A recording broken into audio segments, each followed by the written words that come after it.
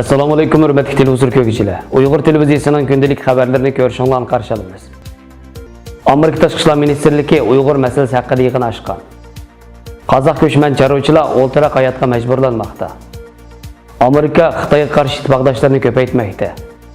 Uyg'urlarda kitob sovg'at qilish odati haqida. Tövəndə diqqətinizə xəbərlərimizin təfsili məzmunları bolsun. 14 avgust Amerika Tashqi ishlar ministrligining qirg'inchiliklarning oldini olish xizmat guruhisida Uyg'urlar duch kelayotgan kishilik huquq ziyonkashliklari, madaniyat qirg'inchiligi va boshqa masalalar asosiy tema qilingan yig'in ochilgan. Amerika Tashqi ishlar ministrligining uyushtirishidagi bu yig'inga Dunyo Uyg'ur qurultiyining vakillari, Amerikadagi kishilik huquq faoliyatchilaridan Dunyo Uyg'ur qurultiyi ijroiya komitetining mas'uli Ömer Qanat apandi, Amerikadagi Uyg'ur harakati tashkilotining direktori Roshan Abbas xonim va Amerikadagi doktor Rishad Abbas qatorliqlar alohida taklif bilan qatnashib Uyg'ur masalasini anglatdi. Dunyo Uyg'ur qurultiyi ijroiya komitetining mas'uli Ömer Qanat apandi Amerika Tashqi ishlar ministrligi va xalqaro jamiyatni Uyg'ur masalasi uchun safarbar qilishning yo'llari, Xitoyning bu xil zulmini to'xtatish uchun ulardan talab qiladigan ishlar haqida to'xtalib, Amerika o'zi bevosita ham boshqa ittifoqdosh davlatlar bilan birlashib qila oladigan yordamlari, chet elda siyosiy panoh talab qilayotgan Uyg'urlarning panohlik iltimosiga jiddiy muomala qilish va uni ching tutib ishlashning zarurligi, Amerikaga kelgan barliq Uyg'ur musofirlarni Xitoyga qaytarilmaydi deydigan bir bayonotni e'lon qilish kerakligi, Uyg'ur masalasining Birlashgan Davlatlar Tashkilotida faqat kishilik huquq kengashida emas, balki uni Birlashgan Davlatlar Tashkiloti xavfsizlik kengashida bartaraf qilish lozimligi qatorliq bir turlik talablarni o'tirib qo'ygan.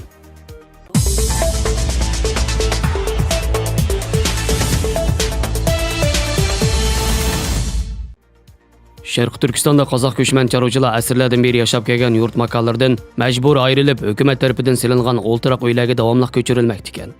Tangirtog' to'rining 15 avgust kunidagi xabarda yaqinda Oltoy viloyatining Chingil noyisi da'vasidagi 800 dan ortiq qozoq chorvachilar Xitoy hukumat tomonidan silingan 80 dan 90 kvadrat metrlik uylarga ko'chirilib, qozoq chorvachilarning hukumatning ko'ngil bilishi bilan zamonning oqisida qolgan qaloq ko'chmak chorvachilik hayotidan qutulib, shahar hayotiga ko'chganligi. Mazkur xabarda yana Xitoy hukumatining 2011-yildan 2020-yilgacha 170 mingga yaqin chorvachi oilasi va 760 mingdan ortiq chorvachi aholisini o'ltiraq hayotga ko'chirish planlangan. Shundaqla hozirgacha amalga oshirilganligi. Bunda qilish bo'lsa namrodlikni tugatishning unumli chorasi deb tashviq qilgan.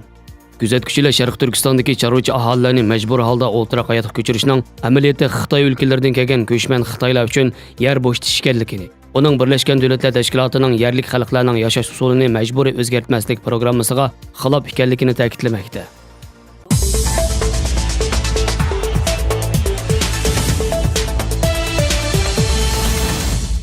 Amerika Tashqi ishlar ministri Mike Pompeo'ning bildirishicha, Amerika Tinch okeandagi 3 orol davlatlari bilan shu rayondagi Xitoyning ta'sir doirasini to'sish uchun bexatarlik masalalarida ittifoqlashish to'g'risida suhbatlashishni boshlagan.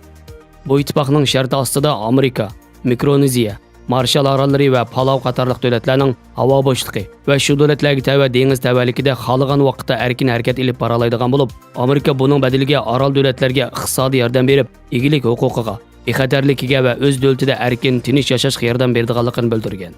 Amerikaning bu 3 davlat bilan kelishimi 2024-yilda oxirlashadi ekan. Xitoy yaqinqi 10 yil ichida ta'sir doirasini kuchaytirish uchun Tinch okean orol davlatlariga eng ko'p mablag' solgan davlatning biri bo'lib kelmoqda.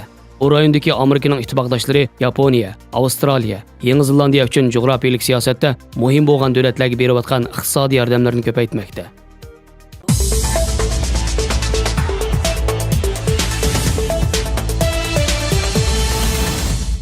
Uyg'urlar xilli takomillashgan kishilik munosabat axloqiga ega millat bo'lib, qadimdan tortib ma'lum axloq mezonlari, ilm berim, so'g'i salom odatlari bilan o'zining kishilik munosabat axloqini mukammallashtirib, qiliblashtırib va tamponlashtirib kelgan. Shu jarayonda Uyg'urlar o'zining qimmat qarashi, estetik o'lchami va kishilik munosabat axloqiga uyg'un holda o'ziga xos so'g'i salom berish odatini shakllantirgan. Sovg'a hurmatini ifodalash, ko'nglini elish, tabriklash qatorliq turli maqsadlar bilan beriladigan hadiyadir. Kitob sovg'a qilish Uyg'urlardagi tipik va qadimiy bo'lgan sovg'at berish odatlarining biri bo'lib, uzun zamonlardan buyon Uyg'ur xalqining esil an'anasi va ilm so'yar ruhining namoyandasi sifatida izchil davomlashib kelgan. Burun o'rda yozuvchilari va saroy shoirlarining asarlari podshohlarga taqdim qilinadi.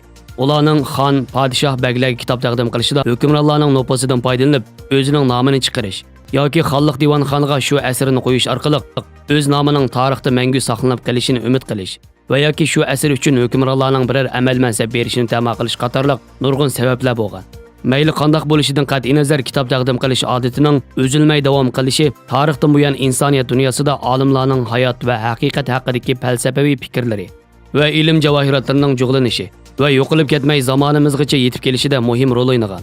Bo'libmi matbaa texnikasi taraqqiy qilmagan davrlarda kitoblarni, diniy dasturlarni ko'chirib taqitish, bir-biriga sovg'a qilish islom dinida cho'ng savobli ishlar deb qaralgan. Bu kitob sovg'a qilish odatining o'zliksiz davomlashishiga turtki bo'lgan omildir. Bugungi kunda Uyg'urlarda kitob taqdim qilish odati izchil davomlashib kelmoqda. Kitob sovg'a qiluvchi oldi bilan o'zi sovg'a qilmoqchi bo'lgan kitobning mazmun jihatdan sovg'atni og'uchiga mos keladigan kamaydiganligini o'ylashidi. Ota-onalar bolalarga ko'pincha darslik kitoblarni yoki fan-nasihat xarakteridagi kitoblarni taqdim qiladi. Kishilar o'zining farzandlik bo'lish oldida turgan yoki farzandlik bo'lgan do'st yaronlarga farzand tarbiyasiga aloqador. Masalan, Uyg'urlarda farzand tarbiyasi, talantli bolalar mundaq tarbiyalanadi degandek kitoblarni sovg'at qilishidi. Bir-biriga ko'ngli bor do'stlar, qiz-yigitlar ko'pincha muhabbat temasidagi asarlarni sovg'a qilishidi. Boshqalarga taqdim qilingan kitoblar mayli o'zining asri bo'lsin yoki boshqalarning asri bo'lsin, nihoyat qimmatli sovg'at sifatida atvorlanadi va suyib o'qiladi. Kitob insoniyatning ma'naviy ozuqi va ilm jug'lanmasidir. O kishilarga bilim sovg'a qiladi. Shunga kitob taqdim qilish mohiyatda ilm taqdim qilishdir. Ma'naviy ozuq taqdim qilishdir. Shunga kitobning bahosiga qarab emas, uning inson hayotiga chiroq bo'lishdek qimmatini ko'z tutib sovg'a qilishidir.